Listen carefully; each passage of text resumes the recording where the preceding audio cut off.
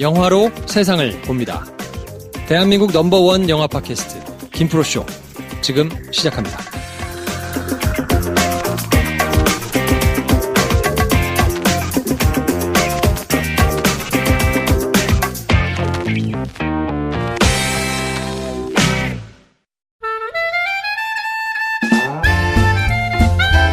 네, 개편하고 처음 인사드리는 우리 심용환 작가님 오셨습니다. 어서 오세요. 네, 안녕하세요. 심용환입니다. 네, 안녕하세요. 김 선생하고 셋이 같이 하던 포맷이 네. 소소하게 개편됐어요. 인사하시고 두 분. 안녕하세요. 개편이 네. 제 중심을 안 돼서 굉장히 불쾌하고요. 아, 그래요? 농담이고요. 그래서 이번 주는 저희가 영웅에 대해서 얘기를 이런저런 얘기를 한번 해보고 있는데 네네. 심용환 선생께서 생각하는 네. 가장 훌륭한 영웅 누가 있냐 역사적 인물 중에 네네. 물어봤더니 정도전을 꼽아주셔가지고 그렇습니다. 오늘은 정도전에 대해서 한번 배워보는 시간을 갖도록 하겠습니다. 그러니까 사실은 이제 실제로 말을 하면 역사를 연구하는 사람들이 누구를 영웅으로 얘기한다는 건 사실은 하면 안 되는 행동이에요. 네. 그러니까 역사학의 불문율인 거죠. 인물 중심으로 역사를 바라보고 또 어떤 특정 인물이 역사에 거의 모든 일을 했다라는 영웅 신화적인 개념은 아주 정근대적인 역사학의 네. 접근 방식이지 이제 근대 이후의 역사학의 접근 방식은 아니거든요. 그래서 네. 그 예전에 뉴라이트가 나왔었을 때도 뉴라이트가 만든 교학사 교과서 보면 그 이승만 이름이 60번이 나와요. 그러니까 그게 이제 왕조사관의 세계관을 못 벗어난 거여서 제가 쓴 책들도 그렇고 누군가를 특정해서 얘기하는 걸 별로 안 좋아해요. 그럼에도 불구하고 영웅과 관련된 이야기를 한다라면 네. 이 시대 속에서 어떤 좀 좋은 상상력을 줄 수 있는 가늠대를 줄 수 있는 인물이 누가 있을까라고 생각해 본 게 이제 정도전이라는 네. 존재가 아무래도 가장 좀 적합하지 않을까라고 해서 가지고 와봤습니다. 네. 배움의 자세로 앉아있는 수밖에 별달리 할 말. 김 선생의 고초가 느껴지네요. 여기서 리액션 잘한 거 말고 내가 할 수 있는 게. 아니 저기 그때 김프로 쇼 그 공개 방송에서 처음 했는데 그때는 처음 본 사람한테 그렇게 갈구고 장난치더니 그렇게 따로 앉으니까 이렇게 자신감 없는 표정으로 그리고 이거 분위기 바꾼다고 그러지 않았나요? 굉장히 네. 스마트하고 그럼요. 조곤조곤 조곤조곤 배우는 형식이에요. 전 웃을 생각이 없어요. 네. 정도전. 드라마가 있었던 것 같은데. 드라마로 주로 많이 나왔고요. 영화는 전면에 내세워가지고 만든 영화라기보다는 해적, 네. 바다로 간 산적, 거기에 이제 안내상 씨가 분했던 역할로 잠깐 나왔고, 순수의 시대, 회사는 이재용 씨가 분했고, 요 정도로 이제 주요 인물로 정도전을 그린 영화는 딱히 생각나는 게 없는데요. 네. 97년에 KBS 용의 눈물이라는 작품이 있었는데, 네, 있었죠. 예, 이때 이제 정도전이 좀 비중 있게 나왔고 이때 역할을 하셨던 분이 굉장히 역사적으로 공부를 많이 해오셨대요.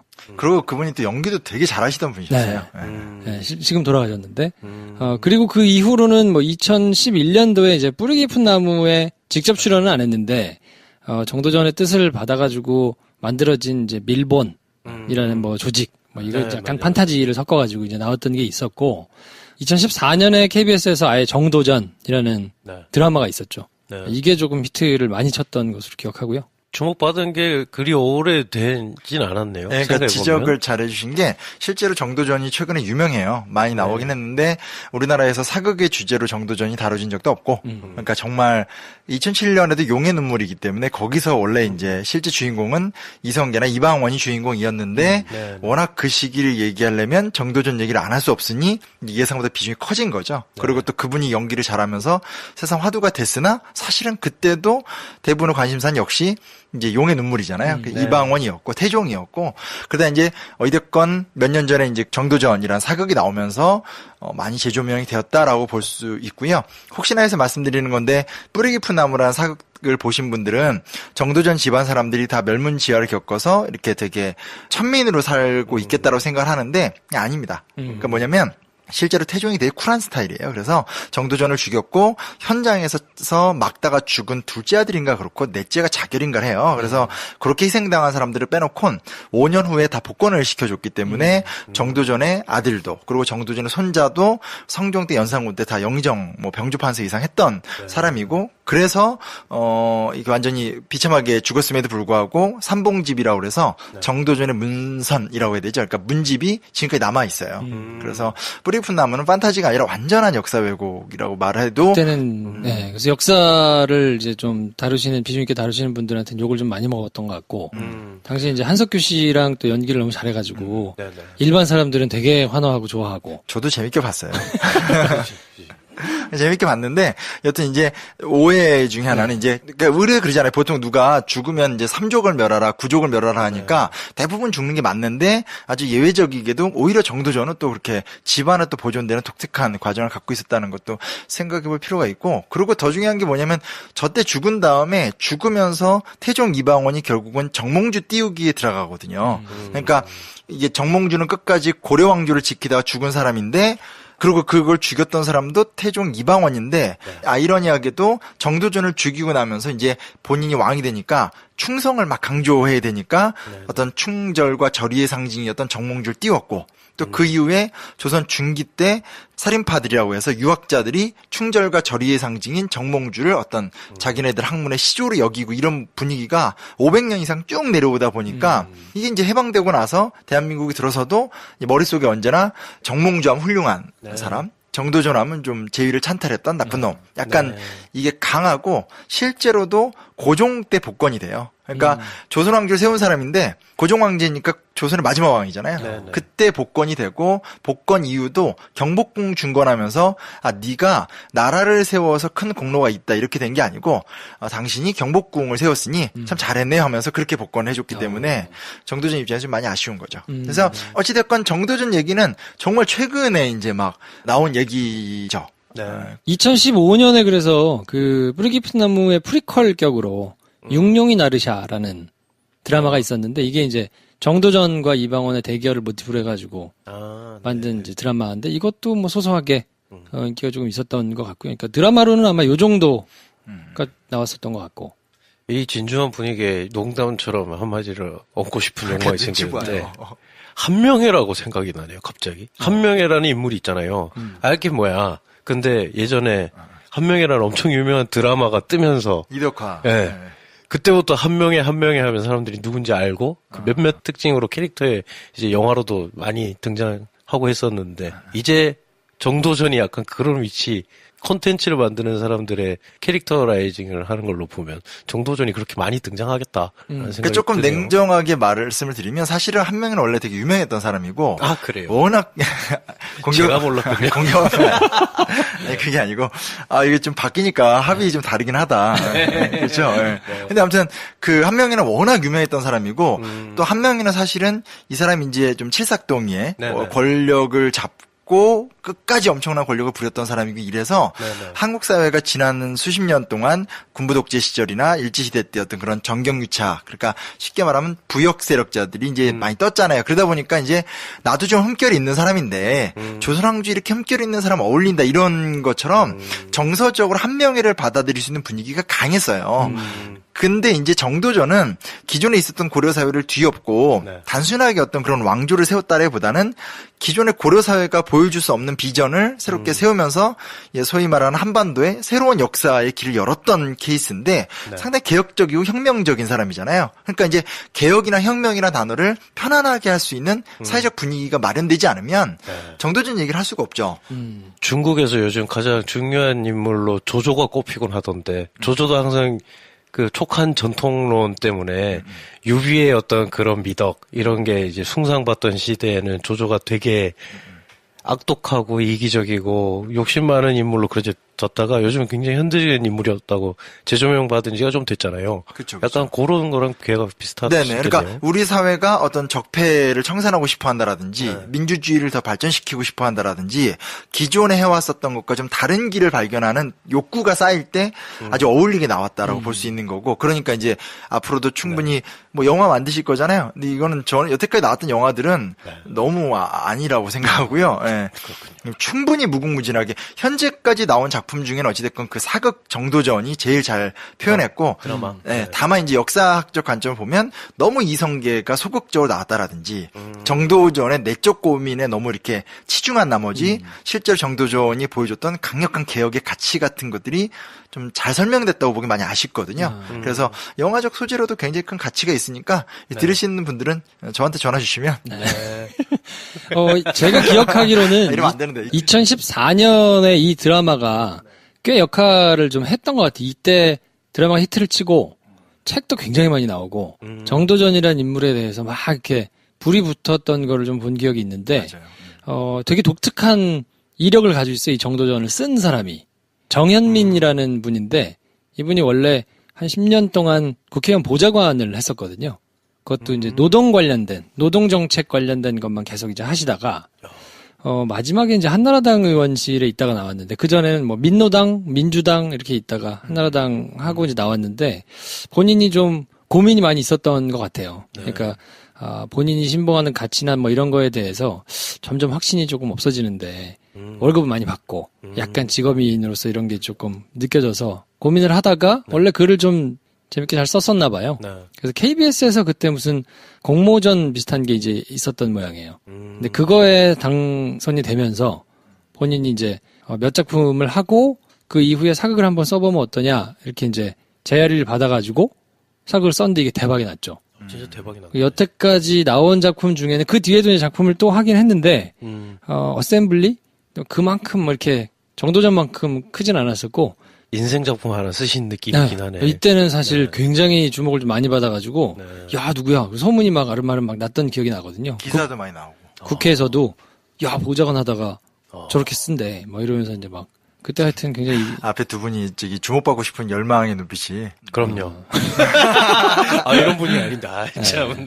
네. 아무튼 그래서 정도전에 대해서 한번 얘기를 한번 쭉 들어볼 텐데 오늘은 네. 혹시 정도전이라는 사람에 대해서 그냥 개념만 가지고 있거나 깊이 생각을 안 해봤다면 이번 기회에 이런 인물이 있나 하고 관심을 가지시는 계기가 좀 될 수 있을 것 같은데 처음부터 그럼 한번 설명을 해주세요. 정도전. 네, 뭐 고려 말에 태어났어요. 뭐 자세한 얘기를 다 할 필요는 없는 것 같고 이 사람의 인생에서 가장 인상적인 측면 두 가지는 지방 향리 출신이었다는 거.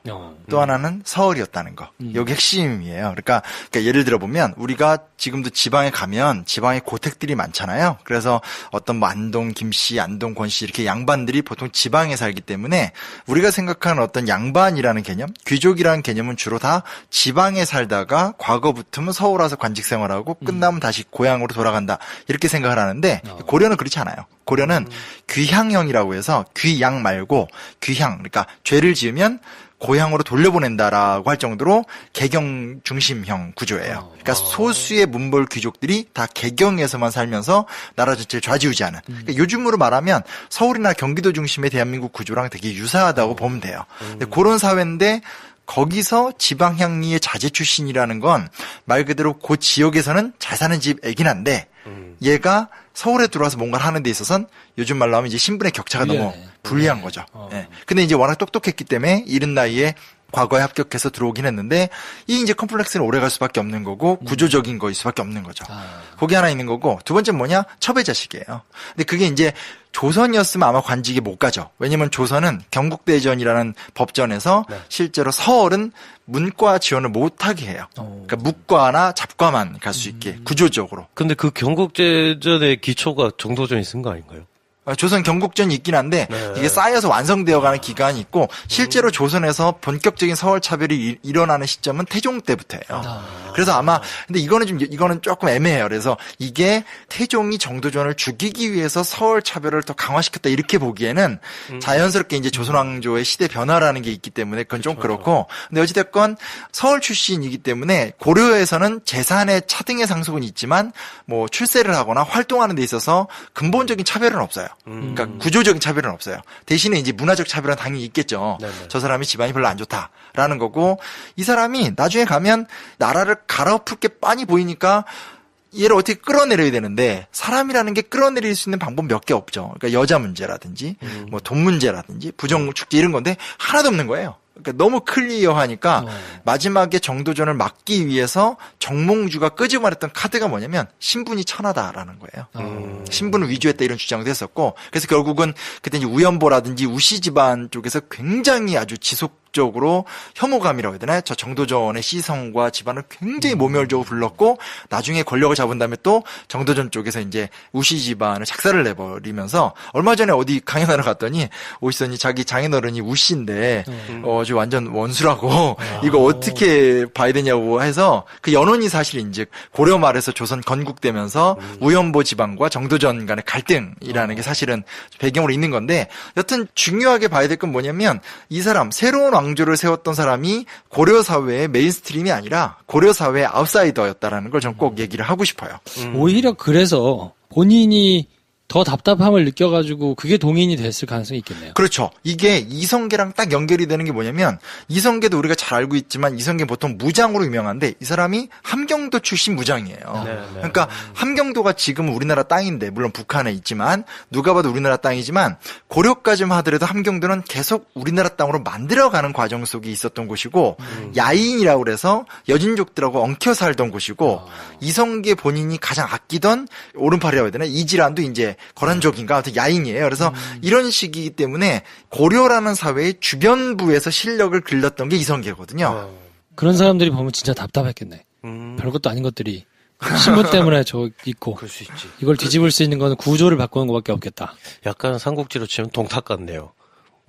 잘못 지르는 것 같은데 최소한 조조까지 와야 되는데 동탁으로 오면 너무 아, 그치. 조조도 황갈이 자식이었으니까. 그렇죠. 네. 그래서 동탁은 북방 지역의 장수였으니 이민족들이랑 얽혀 살고. 초기에 권력을 그렇죠, 잡고 그렇죠. 그런 네. 포인트로 그렇죠. 그러니까 뭐 동탁도 이민족을 끌고 들어왔던 힘이 있고 조조도 환관의 자식으로서 굉장히 실용주의적이잖아요. 네. 또 우리는 유비한 게 유씨하니까 자꾸 한나라랑 이으려고 하지만 삼국지 초반에 보면 돗자리 장수잖아요.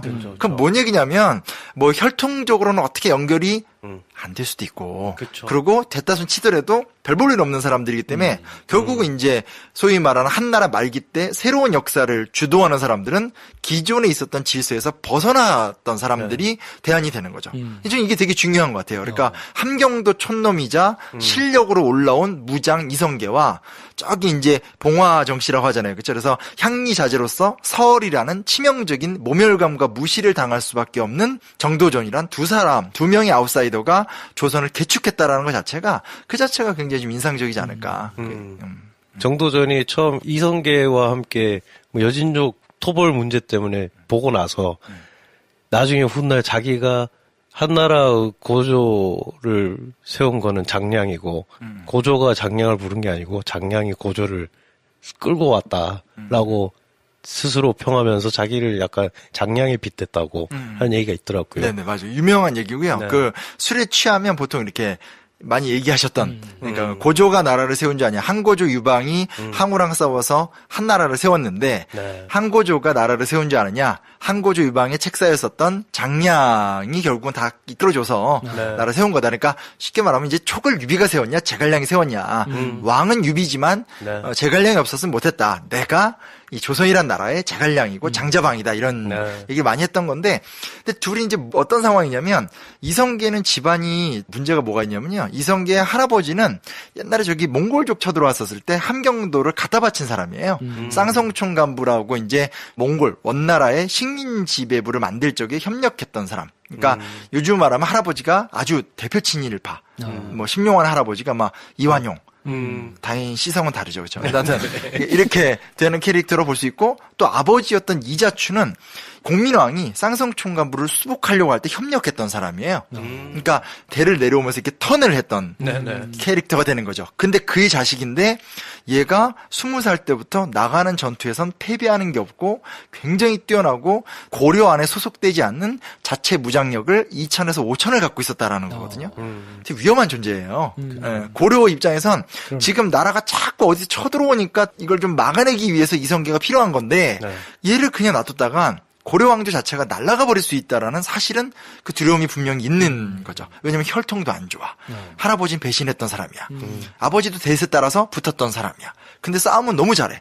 실제로 초기에 젊었을 때는 이성계가 되게 이제 전투도 잘하고 의협심도 강해서 고려 군대가 되게 엉망이었거든요. 그러니까 다 모여들었었을 때 이제 원나라군하고 싸울 때인데 덕훈군의 침입 뭐 이런 게 있었을 때인데 침입할 때 이성계가 그러니까 막 화가 나니까 주변 장수들한테 이제 다그치는 거예요. 도대체 선배님들 뭐 하시는 겁니까? 하니까 열받잖아요. 그러니까 선배 장수들이 이렇게 잘 유도해서 이성계 혼자 나가게 시켜버린 거예요. 2천원의 군대를 끌고 가서 만여 명의 부대랑 붙었는데 사실 그걸 싸우고 이기고 왔거든요. 그러니까 그 사건이 이제 고려 내에서는 진짜 독한 놈이다. 그리고 진짜 위험하다. 느낀 거고, 그때부터 사실 이성계가 어떤 기록을 찾아봐도 굉장히 겸손하고, 절대 나대거나 누구를 공격하고 이런 게 없어요.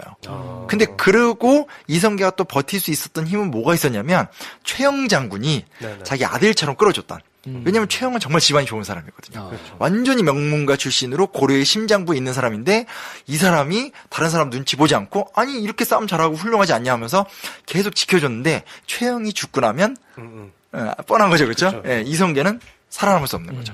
똑같은 게 뭐냐면 정도전도 들어와서 이 공민왕이 말기에 성균관을 중수하면서 유교 교육기관으로 만들고 이색이라고 하는 당대 유학자를 관장으로 세워요. 성균관 대사성이 돼서 100여 명의 제자들을 기르는데 그 중에 한 명이에요.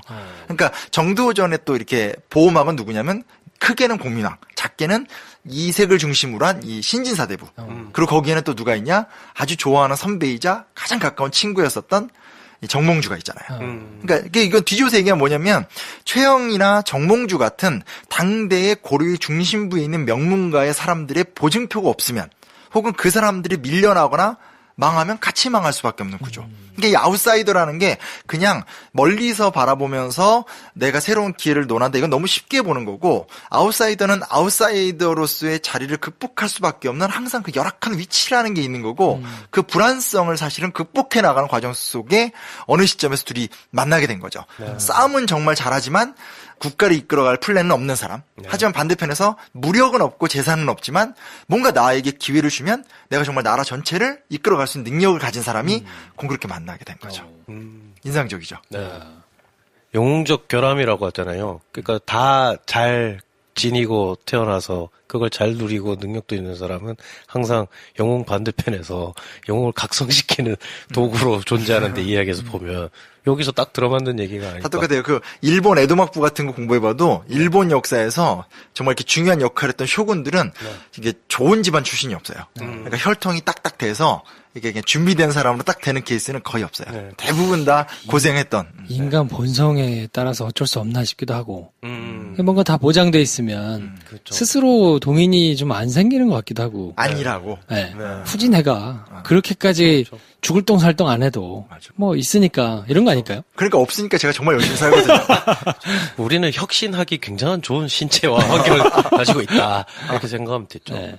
그래서 새로 이제 만든 나라가 당연히 이전 시스템하고는 이제 뭐 철학이라든지 여러 개에서 이제 다를 수밖에 없을 텐데 그걸 한번 좀 이야기 쉽게 좀 비교를 해주시면 어떨까요? 그러니까 가장 큰 게 뭐냐면 사실은 그러니까 고려랑 조선이 얼만큼 다르냐라고 얘기했었을 때 시스템 자체는 그렇게 다르진 않아요. 왜냐면 이때는 다 농업 국가이기 때문에 둘 다 농사를 짓는 국가고 그리고 뭐라 하더라도 귀족들과 그 신분제가 있던 사회이기 때문에 그것도 그렇게 과연 다르냐. 또 뭐 덩컨이라든지 미국의 연구자들의 연구 결과를 보면 고려 때 유명했던 가문들이 결국은 조선 때도 유명한 가문이다라고 얘기할 정도 사실은 유사점도 많은데 가장 큰 차이가 뭐냐면 이거예요. 두 가지인데 하나는 역성혁명이라는 개념이고 하나는 과전법이라는 개념이에요. 그러니까 뭐냐면 기원전 5세기에 맹자라는 중국인이 나와서 기원전 5세기면 지금부터 2500년 전 뭐 이때잖아요. 인류 역사 최초로 그러니까 전 지구적으로 봤었을 때 최초로 왕과 왕의 권위를 분리시킨 거예요. 그러니까 원래는 왕권 신수설이라고 그래서 17세기, 18세기 루이 14세 같은 애들도 짐이고 국가다 이런 얘기 하잖아요. 네네. 지금부터 300년 전만 하더라도 유럽에 가면 유럽의 군왕들이 내가 곧 국가야 하면서 돈 팡팡 쓰잖아요. 근데 지금부터 2500년 전 그리고 3000년 전에 맹자라는 사람이 나와서 1000명이 있고 1000명을 따르는 자가 군주지 1000명을 따르지 않는 자는 소임되기 때문에 밀어내도 된다.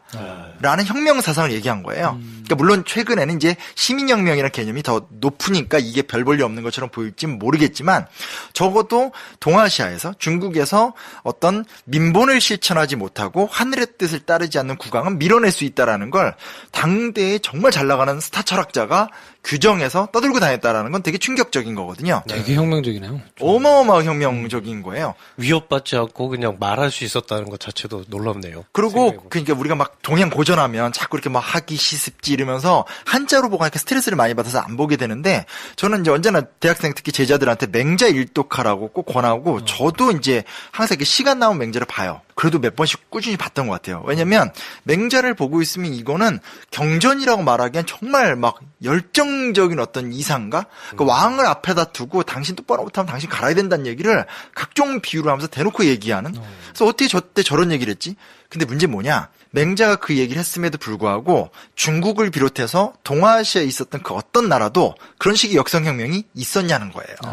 이게 되게 큰 문제거든요. 아까 삼국지 얘기를 했지만 삼국지 우리 봤잖아요. 그냥 왕조가 힘이 잃어가니까 유능한 애들 나와서 내가 1000명을 가졌어 하면서 싸우다가 힘 있는 애가 그냥 나라 세우고 끝. 네. 보통 그냥 그런 식이잖아요. 후삼국 시대 때도 그냥 뭐 왕건 견원 붙다가 이긴 사람이 왕인데 이 조선개국의 가장 큰 특징이 뭐냐면 애초에 혁명을 기획했다라는 특징이 굉장히 큰 거죠. 그러니까 뭔가 그냥 힘의 논리 속에서 충돌해서 새로운 나라를 세운다기보다는 힘의 논리를 부정할 수는 없지만 이 힘을 유교적 이상국가로 나아가야 된다는 플랜을 갖고 접근했다라는 거. 그렇게 해서 기획된 스토리대로 고려 왕조를 무너뜨리고 최소한의 피해 속에서 조선이라는 나라를 개국했다라는 거기 때문에 그러니까 역성혁명이라는 단어가 중국, 우리나라, 일본, 베트남 다 합쳐도 거의 유일무이한 사건이에요.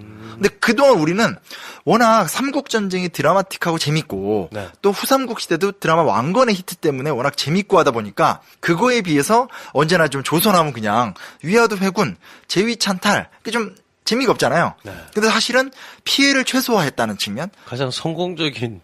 왜냐면 만약에 우리가 삼국시대 때 살았으면 이렇게 팟캐스트 할 수가 없잖아요. 네. 지금 전쟁 나가서 이름을 날렸겠죠. 네. 장군이 되고 싶으시구나.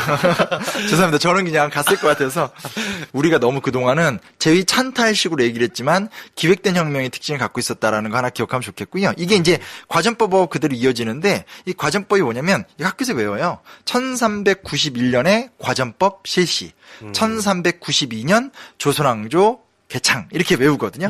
근데 혹시나 정도전이란 사극을 보신 분들은 기억할 적에 어떻게 나오냐면 과전법이 좀 안 좋게 나와요. 그러니까 불완전하게 나와요. 그리고 그거를 제일 화를 냈던 사람이 정도전이었거든요. 이게 왜 그러냐면 그 사극에선 개민수전, 개민, 백성의 숫자를 정확하게 파악해서 땅을 지급한다는 뜻이에요. 그러니까 원래 정도전이 생각했던 가장 이상적인 건 주례라고 해서 중국의 고전에 나오는 이상국가. 그게 뭐냐? 우리 식으로 말하면 사회주의 국가. 완전하게 토지를 n분의 1로 해서 평등하게 나눠줘서 제대로 된 퍼펙트한 토지개혁을 위해서 새로운 농업 이상사회를 만들자는 거예요. 근데 그거를 누가 반대하냐? 같은 혁명파지만 이성계나 조준 같은 동료들도 받아들이지 못하는 거예요. 그러니까 이 사회가 썩었다는 거 알겠고 권문세족들이 갖고 있는 나쁜 짓, 토지 점탈 다 알겠는데 그러면 권문세족들만 쓸어내면 되지. 왜 이렇게 완벽하게 다 n분의 1로 바꾸려고 하냐. 너무 이상적이지 않냐. 그리고 이렇게 가면 이런 어떤 좀 중도파들한테도 지지를 얻을 수 없다라고 해서 결국은 정도전의 안이 통과가 되지 못하고 조준의 안이었던 과전법이 통과가 돼요. 근데 이제 과전법은 요즘식으로 얘기하면 아주 핵심 적폐들은 다 날리고 토지도 다 뺏어서 n분의 1로 나눠주긴 하는데 그럼에도 불구하고 이렇게 중소지주들 있잖아요. 그러니까 기본적으로 어느 정도의 재산의 편차나 신분의 편차를 좀 인정해주는 제도예요. 그게 좀 현실적으로 가능한 아니라고 생각을 했겠네요. 네네. 그래서 이게 뭐가 맞느냐를 갖고는 솔직히 결정 내리기 힘든 게 만약 예를 들어서 정도전처럼 했다 해서 나오는 후폭풍이 있을 수도 있잖아요. 그렇죠. 예. 그리고 초기에 또 조준이 했던 과전법을 보면 그런 어떤 어느 정도의 신분적 재산적 격차가 있더라도 고려 왕조 때는 상상도 할 수 없을 정도로 자영농이 확충되고 시스템이 세팅이 됐기 때문에 그래서 정도전의 글을 보더라도 한편에서는 내가 꿈꿨던 거는 정말 저 정도였는데 그래도 이 정도 돼서 좀 만족한다라는 글과 한편에서는 백성들이 저한테 따집니다. 백성들이 내가 이렇게 해준다고 했는데 왜 이게 안 됐냐라고 따지는 것 때문에 너무 괴롭습니다라는 두 개의 글이 같이 나와요. 근데 이게 어느 게 옳으냐를 갖고는 좀 애매해요. 애매하지만 적어도 중요한 건 뭐냐? 우리 역사에서 진짜로 그냥 요즘으로 말하면 이런 거 있잖아요. 뭐 우리 녹음하는데도 밖에 뭐 아파트가 저렇게 많은데 저렇게 건물이 많은데 내 집이 없다. 이게 되게 심각한 얘기잖아요. 눈빛들 다 있는 것 같은데 저만 없나요? 네. 초롱초롱하잖아요, 저. 아, 그래요? 집 구해주십시오. 그러니까 이제 항상 대통령 공약 때 보면 대통령들이 막판에 가면 집 한 채라도 있는 세상 하고 싶다 이러면서 이제 대통령이 된 다음에 아무것도 안 하잖아요.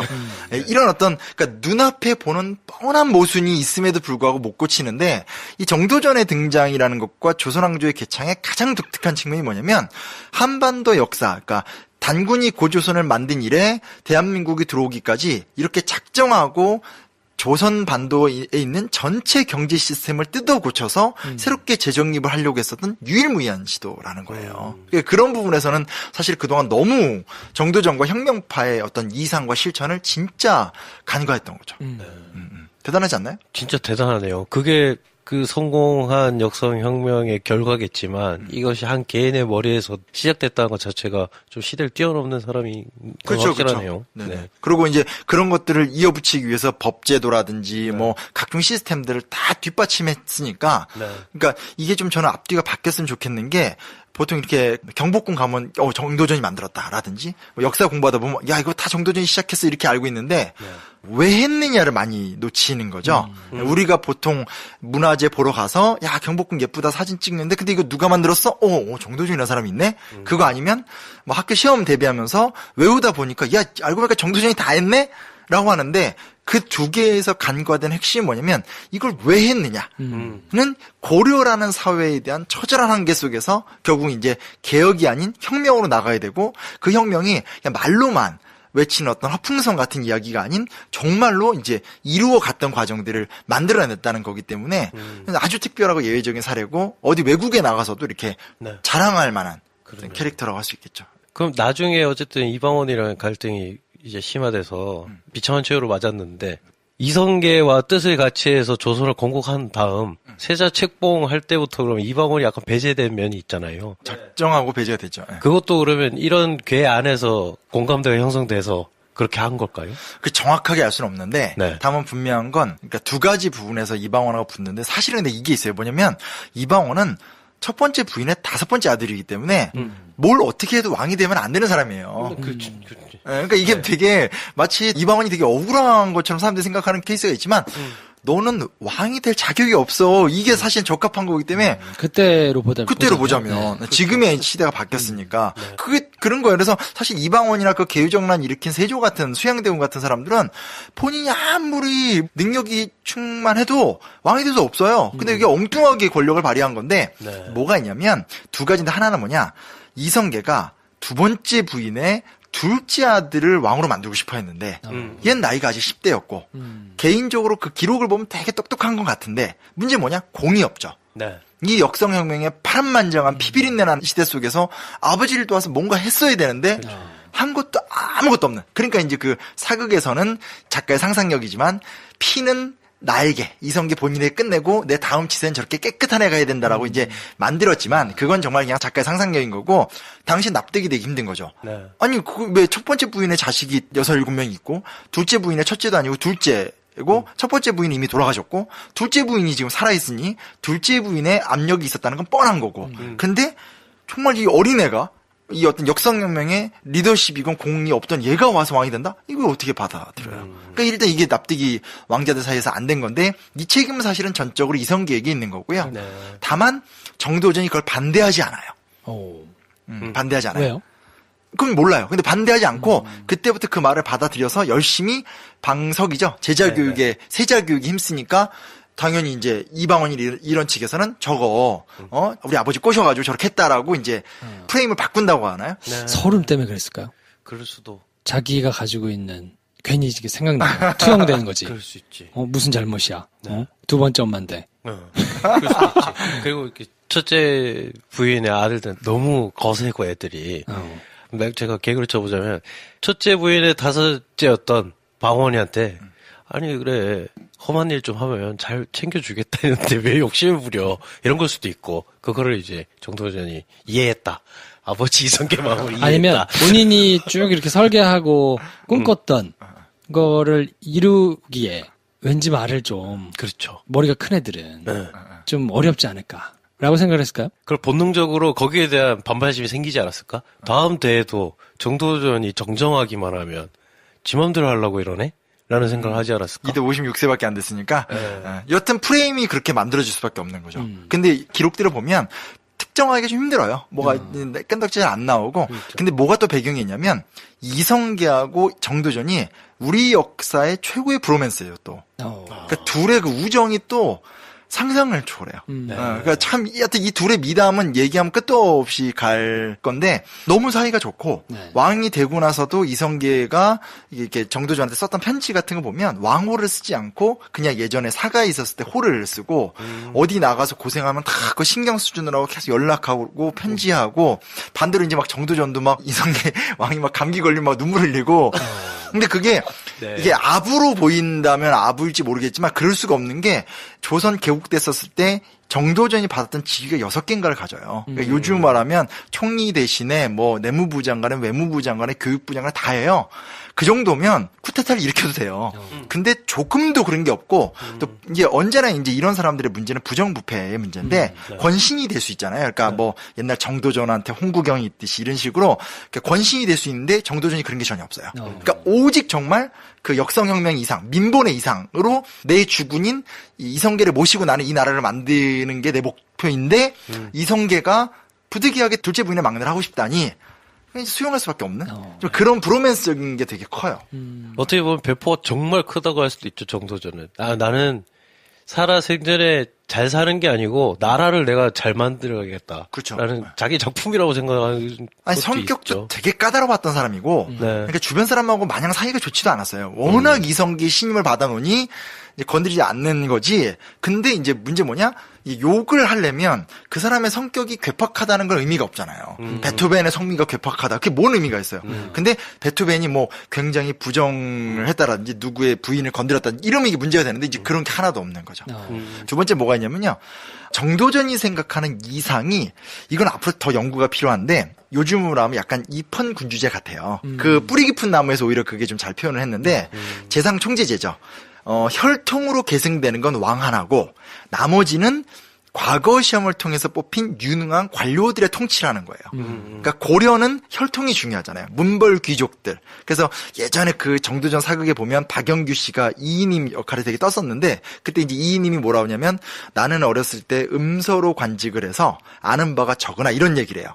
이게 뭐냐? 혈통이 좋으면 그냥 프리패스로 이제 관료가 돼요. 학교에서 왜 5품 이상의 관직을 가진 부모의 자녀들은 음서가 된다고 하는데 공부하다 보면 티켓 하나인 줄 알았거든요. 근데 할아버지든 아버지든 5품 이상 관료만 있으면 한 대여섯 명 줄 수 있어요. 그러니까 우리 집안에 한 명 잘 나가면 그 집안 자식들은 다 프리패스 되는 게 고려라면 조선은 이제 과거로 운영되는 사회고 그럼 왕의 역할은 뭐냐? 왕은 훌륭한 재상을 뽑는 것만 하면 된다라는 게 정도전의 세계관이니 그럼 이제 이성계 같은 식이잖아요. 이성계가 정도전을 전폭적으로 밀어주고 보호해주는 역할이 되니 이런 부분에서 이제 이방원이 꿈꾸는 군왕 중심의 통치와 이 소위 말하는 정도전이 꿈꾸는 신하 중심의 통치라는 세계관의 또 충돌 같은 것도 있겠죠. 그게 사실 이루어지면 가장 행복할 텐데 그게 시스템으로 그렇게 만들려고 하면 사실 조금 쉽지 않았을 면은 있을 것 같아요. 근데 마지막 가장 결정적 충돌은 뭐냐면 사병혁파 때문에 그래요, 사실은. 그러니까 정도전이 얼마나 대단하냐면 조선 경국전이라는 법전도 썼고요. 고려 국사라는 역사책도 썼고요. 음계도 최초로 만들었고요. 경복궁을 비롯한 수도 천도의 도시 설계도 다 했어요. 뭐 안 한 게 없어요. 그러니까 역사학자들이 그냥 정도전 관련 얘기 쓰다가 다들 혁명 성공시킨 다음에 6년간 정도전이 권력을 잡고 있는 기간은 간단하게 쓰는 게 뭐냐면 하나하나 쓰려면 너무 많아요. 그래서 가히 인간이 어떻게 이런 걸 다 하지 뭐 이런 식으로 이렇게 하는데 마지막 정도전의 수건 사업이 뭐였냐면 사병혁파. 고려 말에 막 권력이 쪼개져 있으니까 신하들마다 다 자기 군대를 갖고 있잖아요. 그걸 혁파할 때 어떤 방법을 썼냐? 요동 진출. 명나라 자꾸 시비 거니까 먼저 군대 끌고 가서 과거 고토였었던 요동 일대를 장악하기 위한 군사훈련을 하기 위해서 본인이 병서도 만들고 그렇게 군사훈련을 시켜요. 그래서 조선 특유의 병술이 있어요. 그래서 뭐 이렇게 S자형 공격법 이런 거 있는데 그런 것들을 준비 훈련시키면서 사병들을 다 불러 모으면서 사병을 공병화시키는 작업을 해요. 근데 이제 그러면 예를 들어서 제가 뭐 신용한 대감인데 내병사인데 정도전이 자꾸 군대 끌고 나오라고 하면 나가기 싫잖아요. 왜냐면 그러면 국가께 되니까. 그래서 제가 안 나갔어요. 안 나갔더니 그 다음에 정도전이 저를 불러서 저를 곤장을 쳐요. 그러니까 아주 작정하고 다 패면서 이제 귀족이나 종친들의 사병 권한을 다 와해시키면서 국가의 왕과 관료를 중심으로 한 체계화된 시스템을 딱 세팅을 지으려고 요동 정보를 준비하면서 그 작업을 계속 해나가다가 사실은 살해를 당한 거예요. 근데 결론은 뭔지 아세요? 사병 역할 누가 했냐? 이방원이에요. 그러니까 정책적으로 이방원은 정도전의 정책을 한 개도 바꾼 게 없어요. 그렇죠. 그게 참 재밌는 측면이고 어떻게 보면 이제 이런 거 있잖아요. 막 옛날에 우리나라 이명박 박근혜 때 보면 그냥 노무현이 싫다, 김대중이 싫다라는 이유로 그때 했었던 좋은 정책도 그냥 앞뒤 안 따지고 다 원상복귀 시켜버리잖아요. 근데 그렇게 안 하고 뭐 이건 이방원에 대한 변명일 수 있겠는데 정도전을 죽이긴 했고 권력은 뺏었지만 정도전 때 했던 것들 그대로 다 가져가요. 그리고 오히려 못했던 건 다 완성을 시켜놓고 토스를 세종한테 해놓으니 세종이 이제 꼬치를 확 피게 되는 거죠. 야, 그때까지는 그래도 타선이 좋았네요. 타선이요? 아, 이게 멤버가 바뀌니까. 어떻게 보면 또 이방원이 훌륭한 사람이라고 해도 무방한 거 아닌가요? 그걸 또 네. 자기 기분이나 뭐 감정이나 이런 거하고 상관없이 유지해가지고 이룰 수 있었다는 거는 어지간한 의지가 없으면 또 하기 어려운 거잖아요. 그러니까 조선 전기에는 리더십들이 되게 좋아요. 그러니까 이방원도 그렇고 개우정난 일으켜서 자기 조카를 죽였던 세조도 그렇고 통치 능력을 보면 되게 뛰어나요. 그러니까 연산군이 나오기 전까지의 국왕들은 대부분 다 뛰어나요. 다만 이제 예를 들면 정도전의 혁명이란 건 명분과 이상이 갖춰져 있잖아요. 근데 이방원 같은 경우는 진짜 자기가 왕이 되고 싶은 거잖아요. 그렇죠. 그리고 얼마나 잔혹한 사람이냐고 따져보면 정몽주 누가 죽였어요? 이방원이 죽였잖아요. 정도전 이방원이 죽였잖아요. 그 잘 안 알려진 사실이지만 아마 용의 눈물에 아마 나왔을 수도 있는데 세종이 원래 왕이 될 사람이 아니에요. 그러니까 이제 세종이 셋째였는데 셋째니까 얘가 왕이 될 가능성이 없으니까 태종이 왕을 할 적에 이미 30대 중반에 영의정을 했었던 심온이라는 사람이 있어요. 저희 집안 할아버지예요. 저희 족보가 하면 딱 나오시는 분인데 30대 때 영의정을 할 정도니 얼마나 똑똑했겠고 그때 식으로 말하면 이제 포스트 정도전쯤 되는 거겠죠. 뭐 율곡 2 뭐 뒷사람이긴 하지만 이렇게 되는 건데 이게 너무 똑똑하고 하니까 그러면 내 셋째 충령이하고 이렇게 사돈관계를 맺어두면 요 심씨 집안이 우리를 위해서 헌신하겠구나 해놨는데 얘가 왕이 돼버렸잖아요. 그래서 혹시나 시몬이 똑똑한 걸 다 아니 얘가 이제 내가 죽고 나면 세종의 머리 끝자락에 올라가서 나쁜 짓 하지 않을까 해서 또 시몬도 죽여요. 그러니까 이방원은 마냥 칭찬하기가 그런 게 이방원은 굉장히 권력지향적인 리더십이고 본인의 권력을 유지하기 위해선 뭐 다 제거하는 그런 스타일이니까 정도전과 같은 어떤 그런 드라마틱한 모습들을 좀 찾아보기 힘들고 근데 통치력 자체로 봤었을 땐 이방원이든 또 뒤에 나오는 수양대군 같은 사람들 조선 전기의 지도자들은 굉장히 통치 수행력이 뛰어났던 사람들이다라는 건 이제 맞는 얘기죠. 다만 그걸 자기가 해야 된다는. 그렇죠. 나 아니면 안 된다. 아, 그게 참 어려운 것 같아요, 항상. 근데 왕이 신하들 말만 잘 들어주면 다들 자기한테 공을 돌려줄 텐데 왜 그런 욕심이 생길까? 그러니까 이방원은 이제 다섯째 아들이고 수양대군은 둘째 아들이잖아요. 그래서 어차피 될 리가 없으니까. 근데 지가 왕을 해야겠다는 거죠. 왕이 뭐. 그리고 또 문제가 뭐냐면 이방원도 비상시기에 아버지 모시면서 공을 많이 세웠잖아요. 그렇죠. 권력 맛을 봤고 세조도 세종이 수양대군의 아버지잖아요. 네. 세종이 본인이 충녕대군 그러니까 셋째 출신이니까 이게 왕의 둘째 셋째는 완전 이거는 진짜 할 일이 없거든요. 그러니까 그 컴플렉스가 커서 그런 거 안 되겠다고 싶어서 사실은 이제 그 큰아들 문종을 열심히 키우면서도 둘째 셋째였던 수양대군 안평대군에게 기회를 많이 줘요. 권력 맛을 본 거예요. 맛을 본 게. 그 제가 어디 가가지고 네. 그 이제 막 이제 CEO 막 이런 높은데 호텔에서 강연을 했어요. 그래서 뭐 리더십 강연했는데 딱 끝나고 나더니 어떤 그 어디 아주 금융권에 이사님 딱 오더니 아 근데 다 좋은데 제 수양대군이 그렇게 나쁜 짓 한 거는 세종 책임도 있지 않냐 딱 따져 물으시는 거예요. 그래서 제가 조회가 깊으십니다. 딱 하면서 제가 이렇게 인증 딱 해드렸어요. 네. 자, 그래서 지금 정도전에 대해서 알아보고 있는데 네. 이 전 사람들과 비교를 해가지고 정도전이 얼마나 훌륭한가, 그 시스템이 얼마나 독보적이었는가, 뭐 얘기를 했다 그러면 그럼 이후의 사람들과는 어떻습니까? 이게 제가 보통 강연 가면 공민왕하고 정도전 비교하는 강연 진짜 많이 해요. 그래서 뭐 왜냐면 이제 근현대사 쪽은 좀 예민한 주제도 있고 해서 조선시대 쪽 단박에 조선사가 금년 중에 그때 나옵니까? 이걸 했어야 되는데 지금 신나게 쓰고 있습니다. 공민왕은 이런 사람이에요. 화려한 승부사인데 열매가 없어요. 그러니까 눈앞에 얘가 나쁘다면 얘를 반드시 죽여요. 이게 문제인데 얘를 반드시 조져요. 근데 장기적 플랜이 없어요. 이게 공민왕치세의 가장 큰 한계예요. 그래서 우리나라 역사에서 가장 잘못된 오해가 뭐냐면 신돈 아시죠? 신돈. 그 승려 신돈이 전민 변정 도감을 만들어서 토지 개혁을 시도하다가 권문세족한테 죽었다 이런 거를 학교에서도 외우고 TV 드라마에서도 뭐 10년에 한 번씩 꼭 하거든요. 그거 완전 거짓말이에요. 공민왕도 그렇고 신돈도 그렇고 이 사람들의 스타일은 뭐냐? 개혁의 의지는 있고 눈앞에 보이는 정치 게임은 진짜 잘하는 사람들이에요. 근데 뭐냐? 장기적이고 항구적인 방향성이 없는 큰 그림이 없구나. 큰 그림이 없어요. 그래서 공민왕도 개혁안을 6차례, 8차례 정도 발표하거든요. 근데 내용을 하나하나 따져보면 나쁘지 않은데 디테일도 없고 방향성이 없어요. 근데 신돈도 똑같아요. 그게 공민왕 시대의 한계. 23년간 집권하면서 물론 하반기 때 좀 문제는 많았지만 하반기 때의 문제를 덮더라도 정말 많은 개혁을 했거든요. 근데 남는 게 없는 거지. 근데 정도전 때는 이게 남는 게 생기는 거죠. 근데 뒷사람들하고 비교하면 문제가 뭐냐면 뒷사람들 이제 얘기하면 굳이 얘기할 수 있는 게 뭐 율곡이 뭐 아니면 고전에 조광조 이런 사람 얘기할 수 있어요. 왜냐면 세종은 뭐 워낙 대단했던 사람이고 이성계부터 성종까지는 이게 계속 같은 흐름이에요. 그러니까 그 안에서 권력 다툼이 있을 뿐이지 처음에 설계한 것을 심화시켜가는 과정이고 그때 세종은 뭐 너무 잘했으니까 세종대왕 얘기하면 그냥 글로 그냥 함몰되니까 할 얘기 없는 거고 근데 연산군이 문제거든요.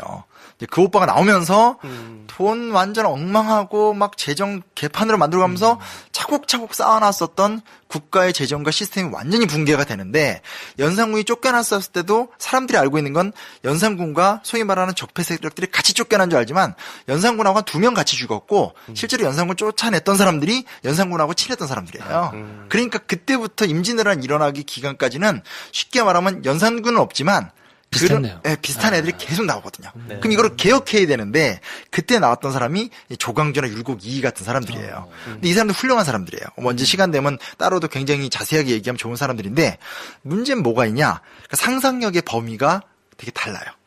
정도전은 혁명을 생각해봤던 사람이기 때문에 쉽게 말하면 타도 요즘으로 얘기하면 근본적인 제도적 개선이나 시스템의 변화 이런 걸 얘기할 수 있는 상상력을 가진 사람이잖아요. 싹 갈아엎어가지고 새거. 그렇죠. 네. 새거. 그러니까 뭐 옛날 우리 식으로 뭐 얘기하면 아무것도 없던 시절에 경공업을 시작한다라든지 야 이걸로 돈 좀 벌었는데 언제까지 이 생각으로 있을까? 갑자기 정재영 생각하죠.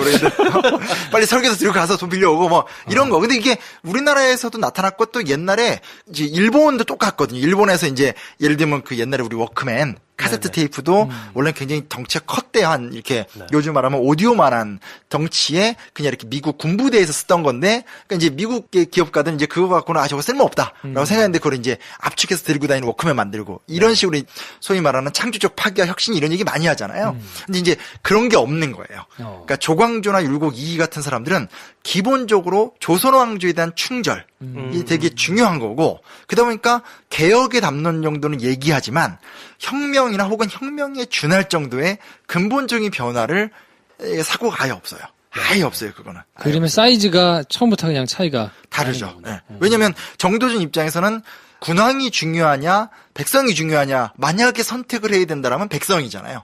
백성을 위해서 왕도 갈아엎은 사람이니까. 근데 조광조나 율곡 이이에게 군왕이 중요하냐, 백성이 중요하냐 하면 군왕을 잘 모셔서 백성을 행복하게 해줘야 된다라는 프레임을 못 넘기 때문에 당연히 개혁안의 내용이 훨씬 약할 수밖에 없어요. 그렇죠. 가장 큰 차이예요. 그런 면에서 너무 속상하고 아쉬운 거고 더 속상한 게 뭐냐 정도전이 한번 갈아엎어서 경제 되게 좋게 만들어놨다고 그랬잖아요. 만들어놨는데 연산군 때부터 망가지기 시작해서 성종 선조 때가 되면 최악으로 가요. 그러니까 완전히 이제 요즘식 말하면 부익부 빈익빈의 아주 극단이 다 나타나요. 그러니까 연산군 때 완전히 위기가 시작됐고 연산군을 몰아낸 다음에 그러면 사회 경제적 적폐청산을 해야 되잖아요. 지금 우리나라랑 전 똑같다고 생각하거든요. 근데 사람들이 연산군이 나온 거에 너무 만족하는 거예요. 요즘식으로 말하면 야 박근혜가 이번에 30년형 받아서 99년형이래. 행복해. 이런 거에 너무 홀릭이 돼 있는 거예요. 네. 그래놓고 즉위했던 중종도 개혁의식이 없고 그리고 공신들의 힘은 너무 세고 그걸 조광조와 살인파가 사실은 건드리는데 5년간 싸우다가 싹 다 중종이 죽여버려요. 근데 아까도 얘기했듯이 조광조 같은 사람들은 군주를 모시는 사람들이지 군주와 싸우는 사람들은 아니고 이 사람들에게 더 중요한 건 유교적 가치지 사회 경제적 가치가 아니에요. 그러니까 밀려나가게 되고 그 다음에 이이는 조금 루트가 다르긴 하지만 이이 때는 율곡 이이가 문제가 아니라 율곡이의 동료들이 깜냥이 안 돼요. 그게 되게 충격적이니까 우리가 알고 있는 거 뭐 그런 거 있잖아요. 무슨 뭐 일본에서 뭐 전쟁 난다 안 난다고 하니까 뭐 이렇게 둘이 갔다 오더니 막 동인쪽은 전쟁 안 난다고 그러고 서인 쪽은 난다 해서 뭐 그런 갈등이 그 둘만 그런 게 아니라 율곡이나 선조시대 때의 살인파들을 공부해오다 보면 깜냥이 다 안 돼요. 그러니까 눈앞에 보이는 거대 어떤 그런 적폐는 청산했어요. 그러니까 그 연산군 때부터 내려오는 소위 말하는 훈국파라고 해서 초기의 적폐들이 선조 초기까지 있거든요. 근데 그때도 또 심씨가 나오는데 심의겸이라는 저희 족보, 오늘 저희 족보 많이 나오네요. 근데 심의겸이라는 사람이 이량이라는 권신을 밀어내면서 기득권층들이 날아가거든요. 날아가는데 그럼 이제부터 신주류가 잘해야 되잖아요. 근데 신주류가 패가르기 싸움하다 임진왜란 맞으면서 끝장나요. 사실 율곡이는 되게 안타까운 게 그걸 막고 국가를 새롭게 만들려고 노력하다가 이제 죽거든요. 근데 결론은 뭐냐? 뭐 윗대가리들 어떻게 사는 거 전 관심 없고 핵심이 뭐냐? 바로 정도전이 고려라는 경제적으로 썩은 나라를 건전하게 만들어 놓은 게 불과 이제 150년, 200년 만에 다시 이제 완전히 엉망이 돼버리게 되고 그거는 대한민국이 세워질 때까지, 그러니까 향후 300~400년 동안 조금도 수정이 안 된 거죠. 그런 부분에서 본다면, 즉 사회 경제적 관점에서 본다면 정도전만한 영웅이 한반도 역사에 과연 있을까? 굳이 저한테 이제 개인적인 호불호를 물어본다면 저는 없는 것 같아요. 그래서 사실은 정도전 얘기를 갖고 온 거죠. 그러면 저는 궁금한 게 정도전이 정도전일 수 있었던 요인들이 있을 텐데 그 사람이 신비한 능력을 가지고 막 그렇게 된 건 아닐 테고 어떤 거로 보세요? 가장 큰 영향이? 정도전이 정도전일 수 있었던 능력은 하나는 이성계. 이성계 무력. 왜냐면 고려의 군대가 너무 엉망일 때 그냥 각이 달랐대요. 그래서 이 정도전이 정말 안 풀리는 인생 속에서 이성계 딱 찾아갔었을 때 이성계가 군대 사회를 쫙 한 거 보고 본 자리에서 아니 장군 지금 뭐 하시는 겁니까? 이런 군대가 있으면 뭐라도 못하게 뭐 그런 한 딱 거군요. 되는 거고 두 번째 뭐냐? 동지들이. 그러니까 워낙 정도전의 빛이 크니까 지금 다른 사람들이 안 보이는데 정도전과 비견 가는 게 조준. 조준은 정말 대단한 사람이고, 그리고 뭐 남은 같이 죽죠. 뭐, 그리고 뭐, 앞에 윤소종이라든지 심효생이라든지 이렇게 어떤 있었던 인물들을 보게 되면, 어찌됐건 고려 말의 공민왕이 만들었던 이 성균관 안에 나왔던 신진사대부들이 참 유능했던 사람들이 많아요. 그래서. 그건 맨파워인가요? 그죠. 그러니까 예를 들면 우리가 어찌됐건 자본주의 사회에서 뭔가 해보려면 자본이 있어야 되잖아요. 그건 어떻게 외면할 수 있는 주제가 아니잖아요. 심지어 이슬람교가 전파가 될 때도 보면 마호메트 사모님이 굉장히 부자셨잖아요. 그래서 어떤 자본주의 사회에 자본이 필요하듯이 정근대 사회에서 무력 기반이 없는 상태에서의 혁명은 불가능한 거고 대신에 그게 전 시대나 후 시대와 다르게 이렇게 관심을 가질 정도로 내용이 많은 건 맨파워인 거죠. 정도전만 대단한 게 아니라 조준 그리고 그들이 하나하나가 진짜 훌륭한 인재들이고 이상주의자들이고 저돌적이고 뭔가 이뤄내는 데 있어서 아주 집요하게 끝까지 파고 바꿔내는 사람들이기 때문에 전 그런 부분에서는 우리가 만약에 오늘 우리의 정치나 우리 사회의 구조를 볼 적에 되돌아본다면 전 정도전 시대 때 그들이 어떤 각오로 싸웠는지 그러니까 왕조를 바꾼 걸로 만족을 한 것이 아니라 왕조를 바꾼 다음에 오히려 더 본격적으로 나라 전체의 시스템을 다 바꿔가는 그 힘. 그리고 그게 이제 이방원한테도 이어지게 되고 이성계부터 이방원까지 한 20~30년, 30년 딱 세팅이 되고 나니까 세종 때가 되면 기본적인 거 다 되니까 그 위에서 이제 엄청난 성과가 나오게 되고 그런 걸 보고 자라노니 권력 뺐을 땐 나쁜 짓을 했지만 그래도 세조는 또 통치를 잘하게 되고 또 이제 아들격이었던 이제 성종도 또 통치 잘하게 되고 이렇게 가는 게 있는 거니 조선왕조 초기의 100년이라는 시간이 정말 멋진 시간인 거죠.